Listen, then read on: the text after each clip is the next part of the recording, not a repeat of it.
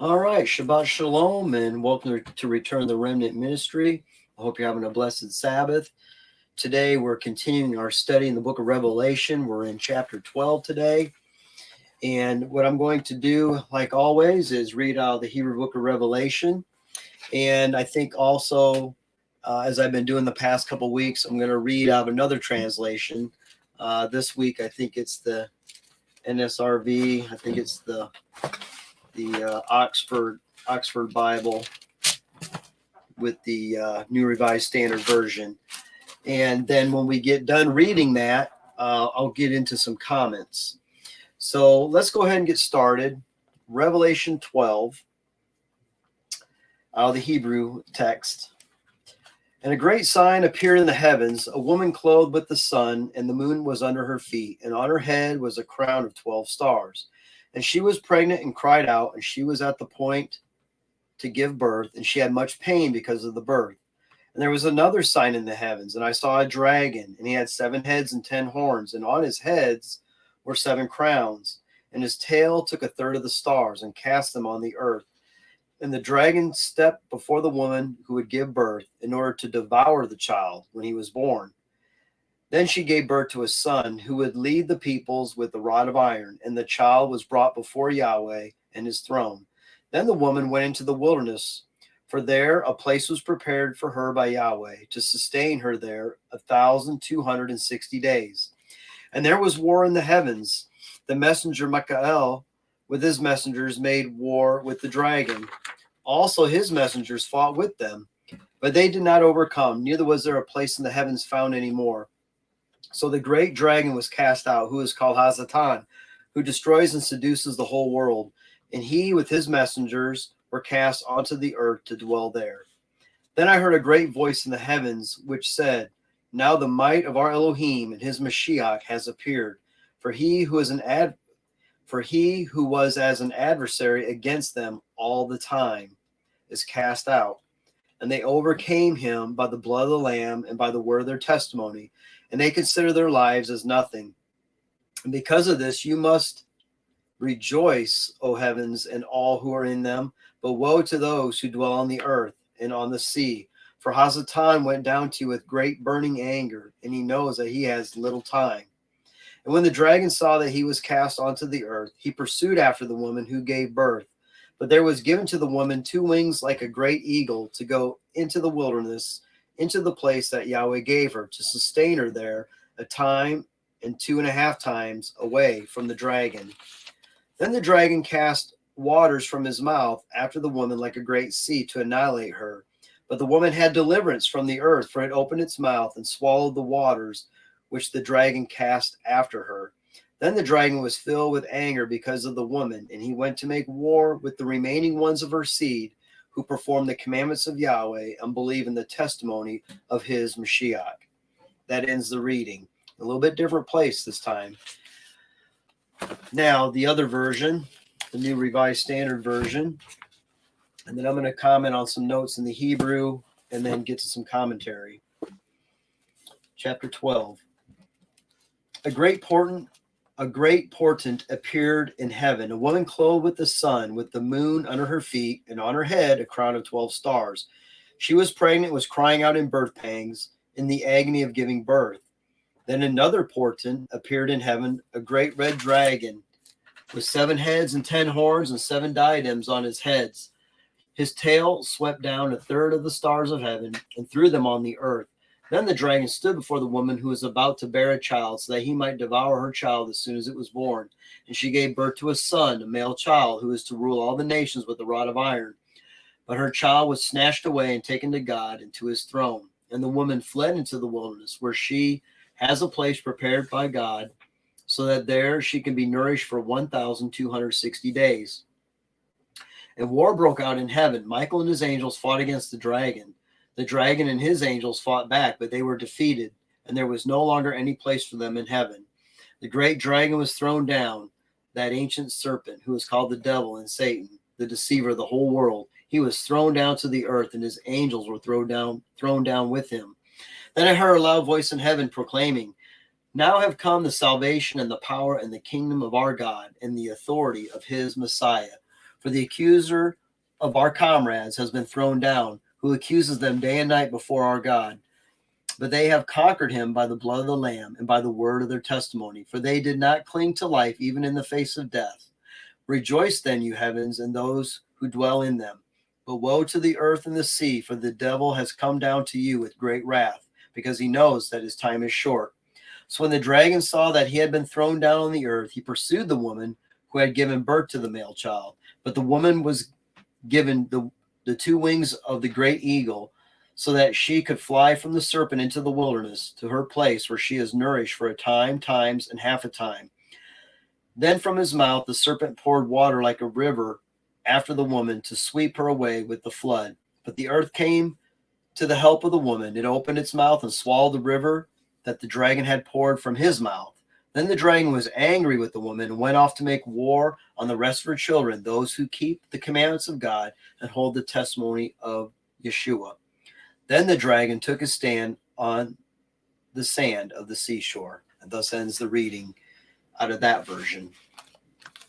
So, go through a couple things here, and then I will get into some questions and some commentary here. So,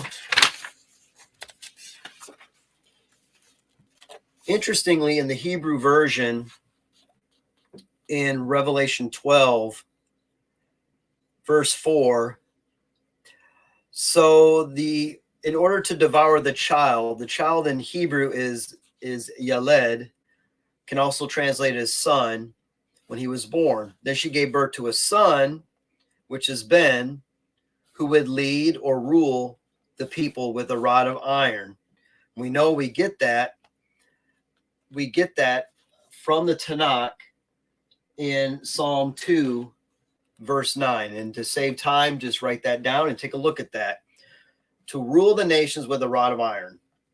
Okay. And the child, again, here's the Hebrew word Yaled, was brought before Yahweh and his throne.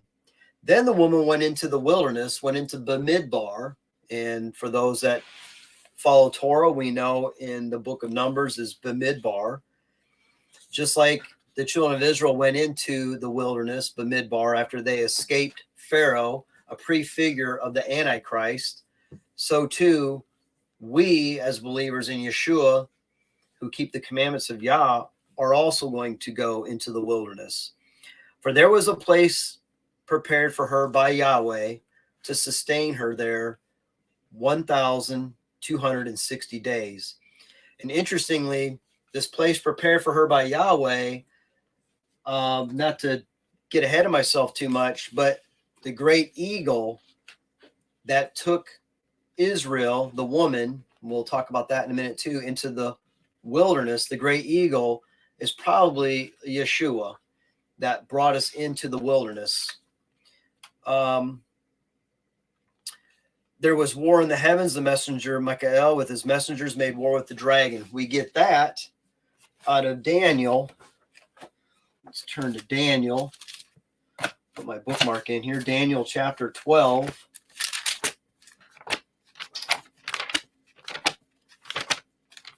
Again, many of these things can be found in the Tanakh.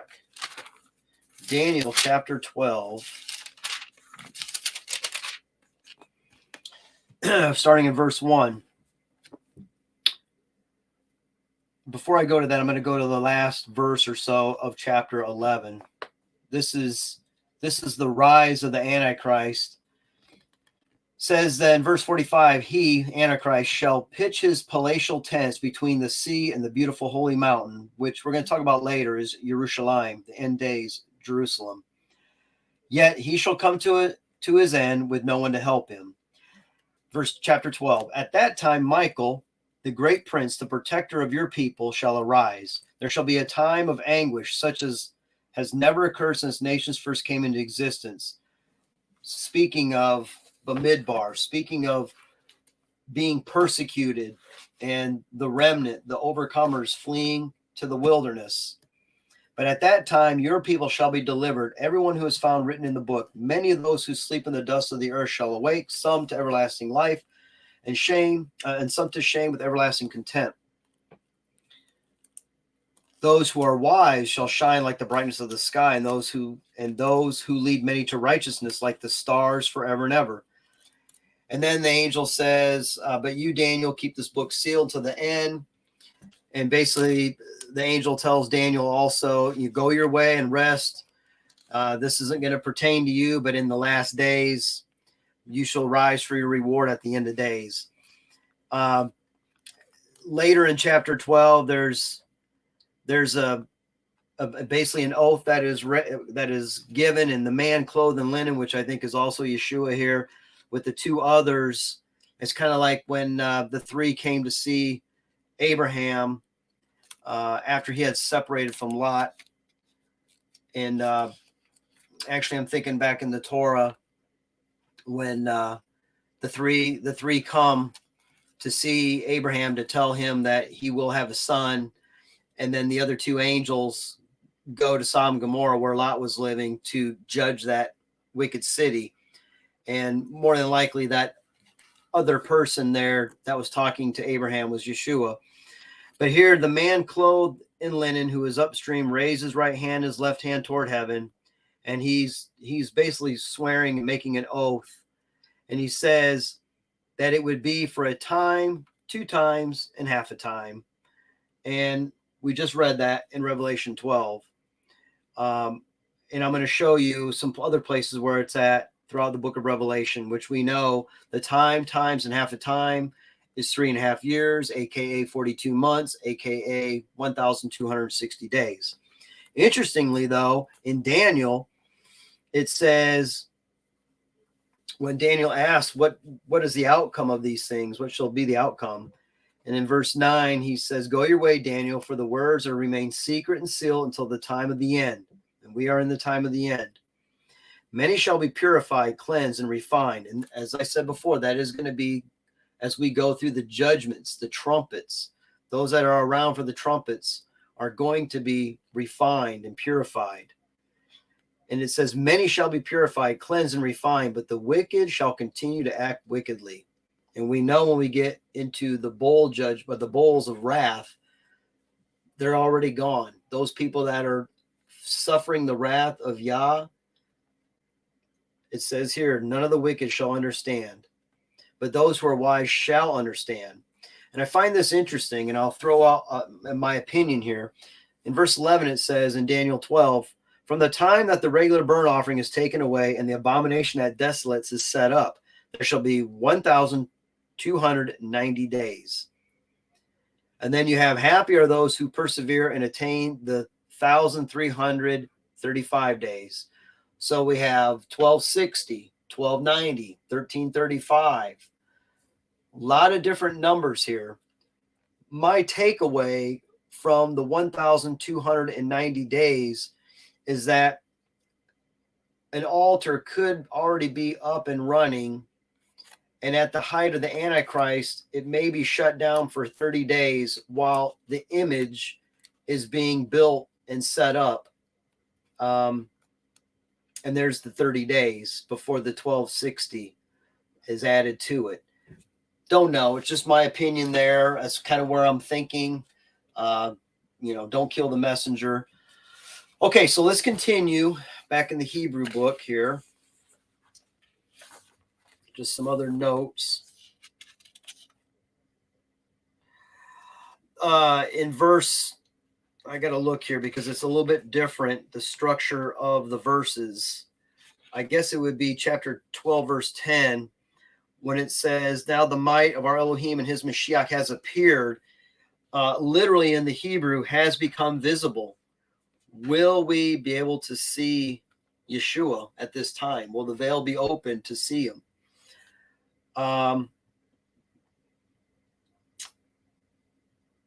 And it's in the same verse, for he who was an adversary against them all the time is cast out.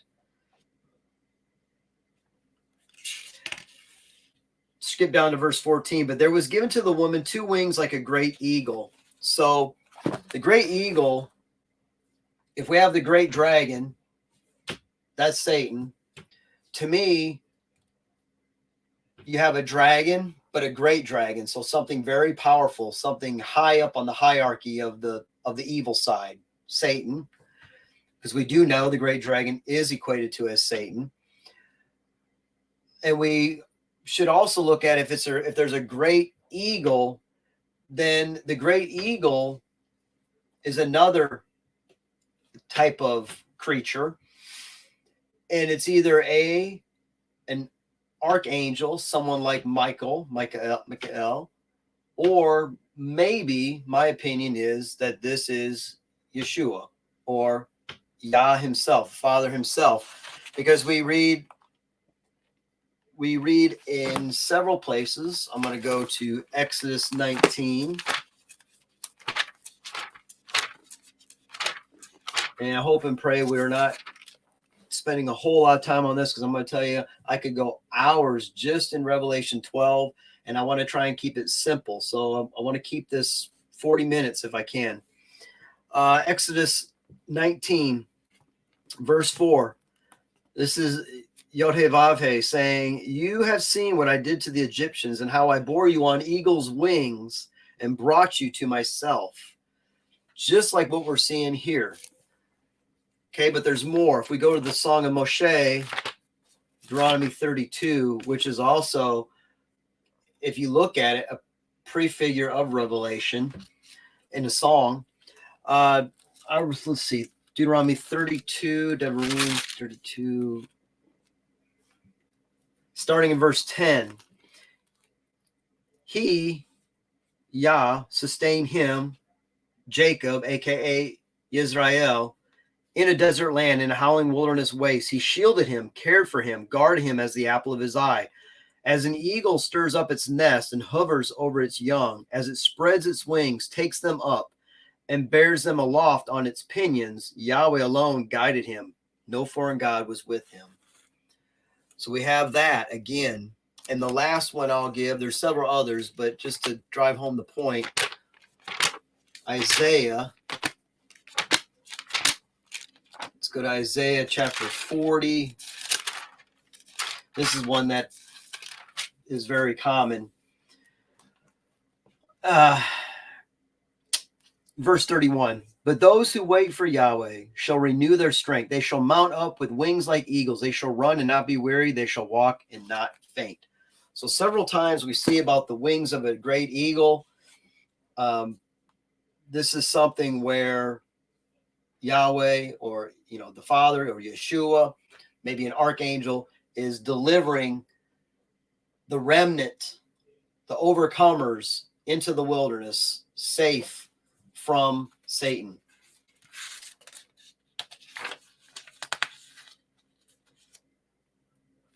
I find it interesting here. Many of you who study Torah, it's kind of interesting in verse 16 of Revelation chapter 12. But the woman, and I will show, the woman is Israel. It is the body of Israel in the end times who is alive.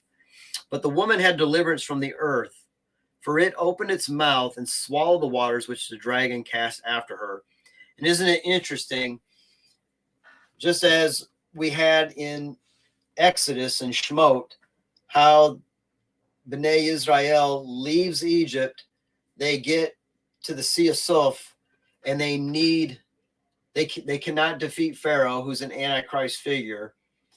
They need deliverance, and so Yah splits the sea and allows them to go forth on dry land. Here, he causes the earth to open up and the water to recede into it. I find that really cool.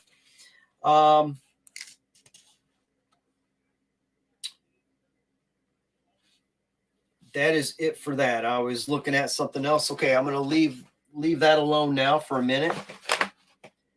So, when we read Revelation 12,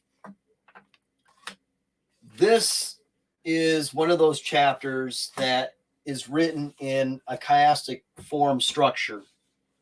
And I entitled this as Satan's Fall. And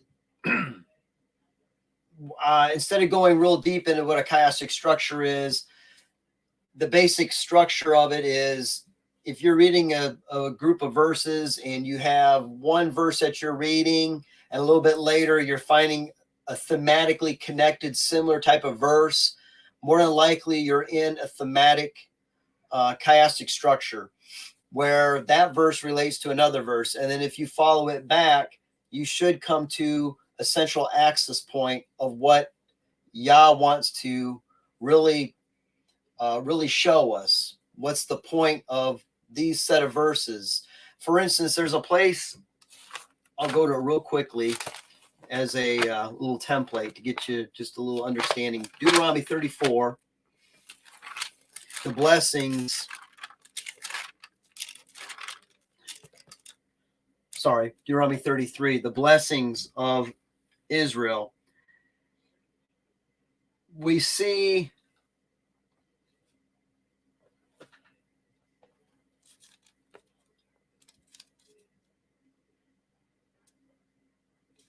no, it's not here. It's not here. I'm sorry. It's back in with Jacob. Back with Jacob. Yeah, Genesis. Genesis 49. Sorry, that took a little bit of time. But Genesis 49, it's when Jacob is blessing all of his sons. And there is a lot of thematic connections between the blessings over his sons. And you come to a middle point within these blessings. And the central axis is in verse 18. He's going through Judah and Reuben and Simeon and Levi and Zebulun and Issachar and Dan. And then all of a sudden there's this one verse. And it says, I wait for your Yeshua, O Yahweh. I wait for your salvation, O Yahweh. Within the midst of the blessing of all the children of Israel, if you will, all the 12 tribes, in the very middle, we wait for Yeshua.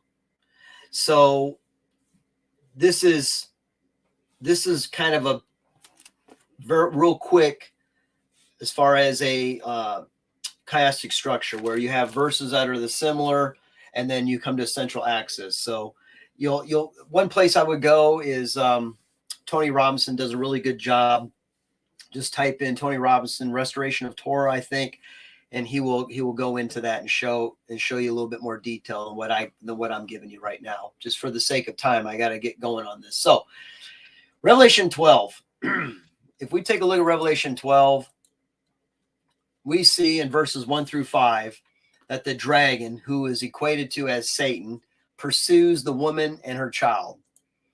At the end of this chapter, the dragon pursues the woman's other children. We know that the woman in verse 6 is nourished for 1260 days, which is the same as time, times, and half a time. Also where we read in Daniel chapter 12, time, times, and half a time.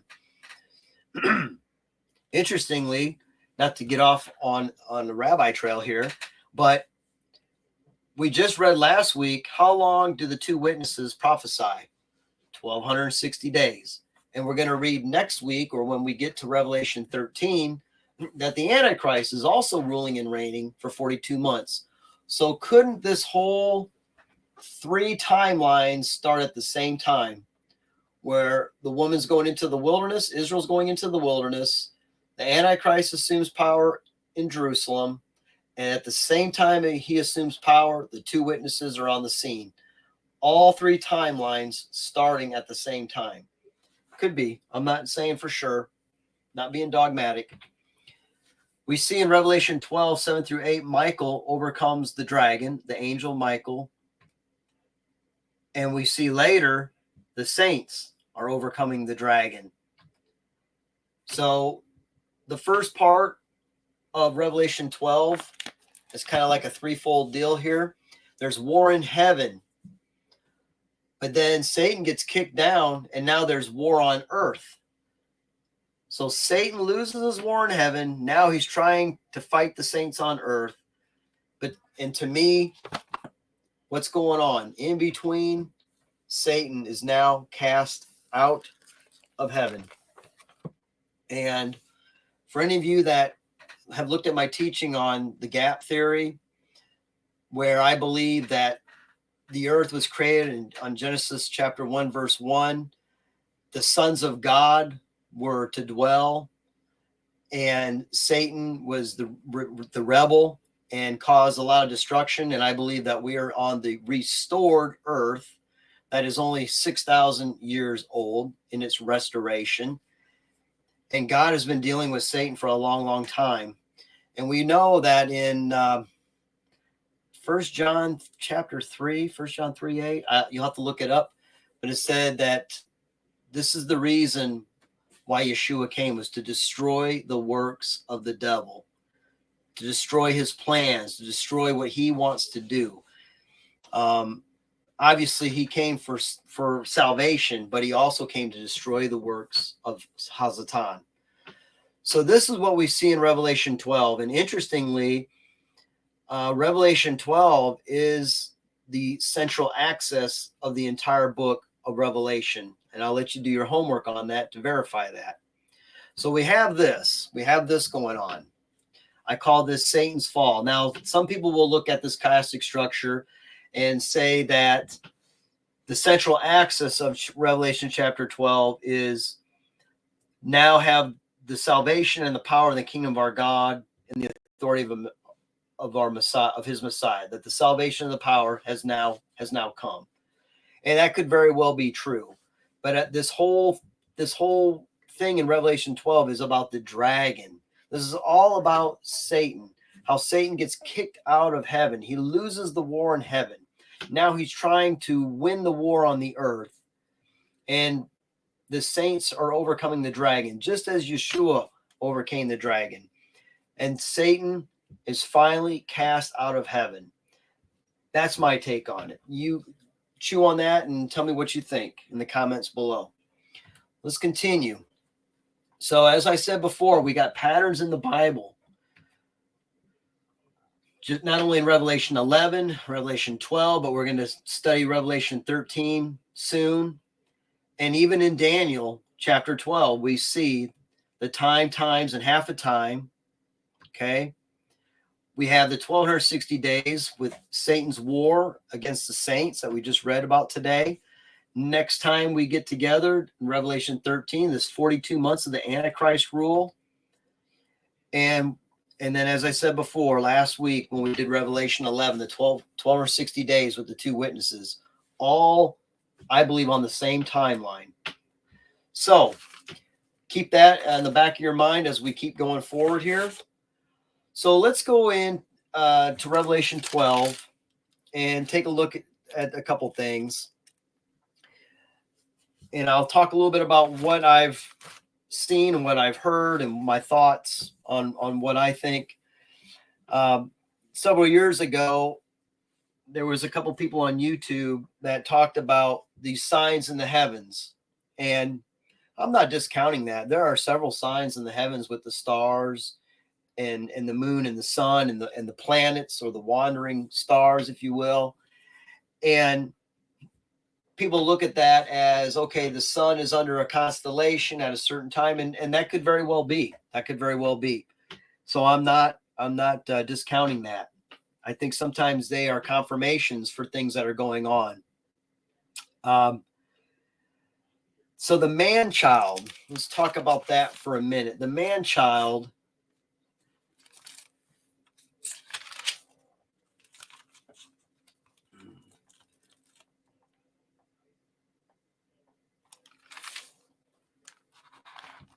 Then the dragon, in verse 4, says, Then the dragon stood before the woman who was about to bear a child, so that he might devour her child as soon as it was born. And she gave birth to a son, a male child, who is to rule all the nations with a rod of iron. Now, this could be at least two things. This man-child could very well be Yeshua, because we get later in Revelation 19, verse 15, speaking of Yeshua, from his mouth comes a sharp sword, with which to strike down the nations, and he will rule them with a rod of iron. So we see Yeshua fulfilling that, because we find that also in Psalm 2. I'll go to that real quick. Many of you already probably know Psalm 2. Psalm 2, verse 9.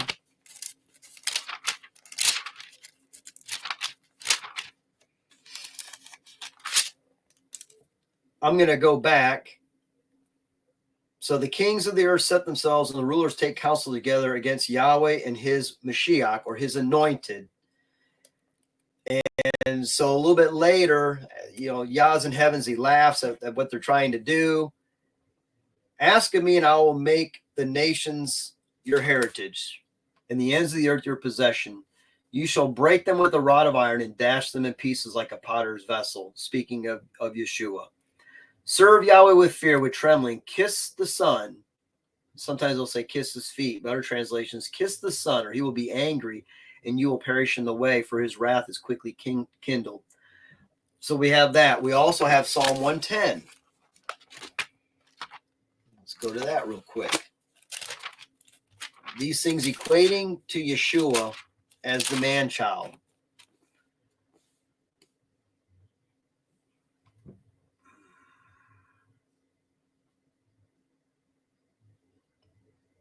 So Yahweh sends out from Zion your mighty scepter, rule in the midst of your foes. Yahweh is at your right hand. He will shatter kings on the day of his wrath. So maybe not a great verse there, but it's showing that Yeshua is going to rule the nations with a rod of iron. We get that in Revelation 19, and especially in Psalm 2. Now, if we take a look back here with Revelation 12, I kind of got off on the stars in heaven and all that, but when we see the woman with the sun, the moon, and the 12 stars, this is very, very similar to Joseph's dream in Genesis 37, when he had a dream before his mother and father and his 11 brothers. And to me, this is speaking of the whole house of Israel. Now, some people will say, well, this has to do with the nation of Israel. I believe that this has to do with the whole house of Israel, who have been scattered throughout the whole planet, the whole earth, and that we are Israel. We are Israel. Now, as we look at the man-child, could the man-child be the 144,000? Could they be the ones that are sealed? And the day that they are sealed, aka the day that they are born or the day that they are sealed, they're now taken away. They're snatched up and taken to God and his throne. And now 144,000 are gone, and now the woman, who is the rest of Israel, the remnant, the overcomers that we read about in Revelation 7, because remember, Revelation 7 is broken into two parts, 144,000, and so John then says, and then I looked and I saw, we don't know, and then how much time period was between that, were all the overcomers dressed in white. And he said, who are these? And he says, these are the ones who came out of the great tribulation. Not the 144,000, but the overcomers. So I'm going to submit to you that this man-child definitely could be Yeshua. And if Yeshua is the template, then we may be following the template. We could be seeing the 144,000 as this man-child. And we're going to see about later in Revelation 14 that 144,000 are in heaven, Mount Zion in heaven, that we're going to read about in a couple weeks. And there's still stuff going on the earth. So very, very difficult, obviously. Very, very difficult. Then I see there's people in Israel at the time who have to flee.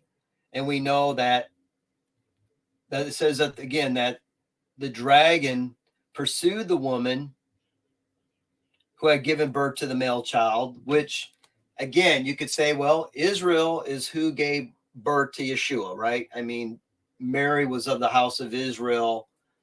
You know, we could make a stretch for that. We could say that the 144,000 is kind of like the Bikurim harvest, that they're the ones who are the first fruits, if you will, from Shavuot, and maybe they are raptured out of here. That's what I think is kind of funny. I was talking to Marilyn today, and I said, you know, there's a possibility that people who believe in the pre-trib and post-trib and pre-wrath, there could actually be multiple multiple raptures. I mean, there's definitely a possibility the 144,000 could be out of here before the tribulation. Why is that? Because as it says in the Church of Philadelphia, the believers of the Assembly of Philadelphia, that they may not go through any judgment at all, if you look at it, because what's the judgment designed to do? The judgment is designed to do for the trumpets are the judgments, and they are to refine Yah's people. They are to get the people ready, and to be spotless and blameless. So keeping the commandments, trusting in Yeshua, that he's the Messiah. So it's a refining period. These are what the trumpets are designed to do. They're judgments.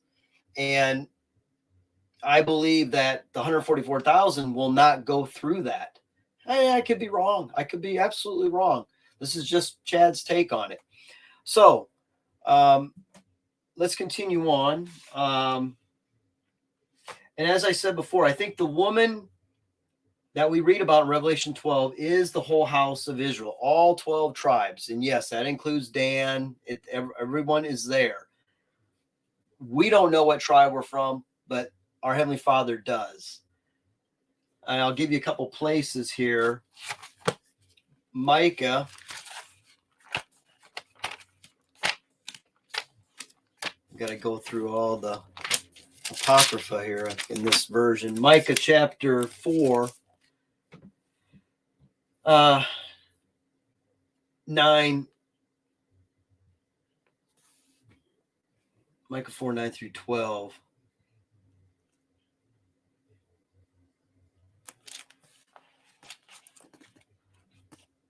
Hold on just a second here.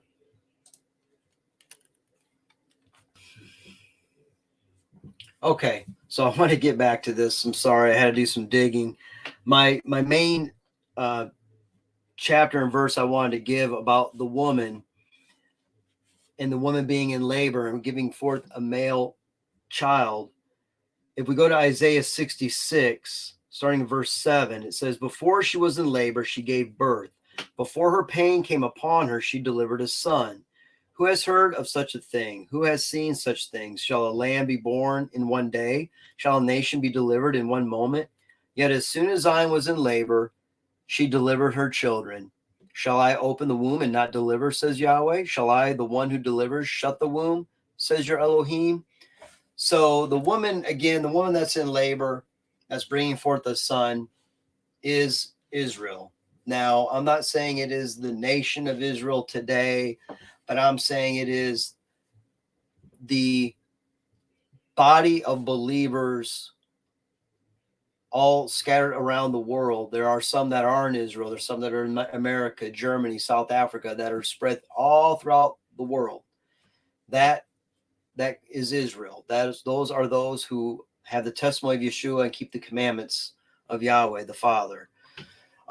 We have another place here, and when Yeshua is telling his disciples before he said he's going to leave them, they didn't understand. In John 16, verse 19, it says, now Yeshua knew that they were desirous to ask him, and said unto them, do you inquire among yourselves of that I said, a little while, and you shall not see me, and again a little while, and you shall see me? Verily, verily, I say unto you, that you shall weep and lament, but the world shall rejoice, and you shall be sorrowful, but your sorrow shall be turned into joy. A woman, when she is in travail, has sorrow, because her hour is come, but as soon as she is delivered of the child, she remembers no more the anguish for joy that a man is born into the world. And you now therefore have sorrow, but I will see you again, and your heart shall rejoice, and your joy no man taketh from you. And in that day you shall ask me nothing. Verily, verily, I say unto you, whatsoever you shall ask the name of my Father, he will give it to you. So again, as we look at who the woman is in Revelation 12, I believe it is the main body of believers that are Israel. We don't know what tribe we're from, but the Father knows what tribe we're from. And we see that we go into the wilderness, that Yeshua, some great eagle, takes us into the wilderness during the time of persecution. Some go, some don't, because we read later in Revelation 12 that the dragon was angry with the woman, okay, with Israel, with the body of believers, and went off to make war on the rest of her children, those who keep the commandments of God and hold the testimony of Yeshua. So I wanted to just share that, and I know I went a roundabout way, so sorry about that. What we see in Revelation 12, in a nutshell, is the culmination of the seed war that started way back in the garden in Genesis 3:15. And Paul understood this. If you go into Romans, I'll go Romans 16, towards the end of this epistle, Paul says, I'll start in 19. For your obedience has come abroad unto all men. I am glad, therefore, on your behalf. But yet I would have you wise unto that which is good, and simple concerning evil.